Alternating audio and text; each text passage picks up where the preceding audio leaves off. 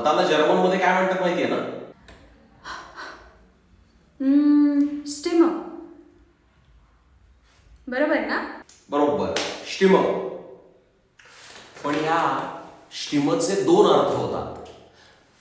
एक अर्थ मत आणि दुसरा अर्थ आवाज.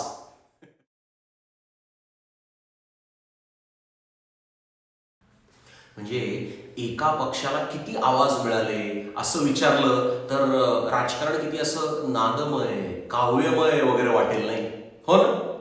हो बरोबर. जसं की या पक्षाला विधिमंडळात इतके आवाज मिळाले किंवा अमका तमका उमेदवार इतक्या आवाजांनी पडला.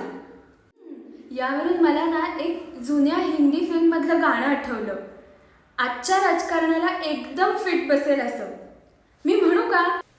हो चालेल की. आवाज दो हमको, हम खो गए, कब नींद से जागे, कब सो गए, मर जाएंगे हम अगर दूर तुमसे हो गए, आवाज दो हमको, हम खो गए. वा वा, क्या बात है. चला आता थोडंसं जर्मन शिकूया, चालेल ना?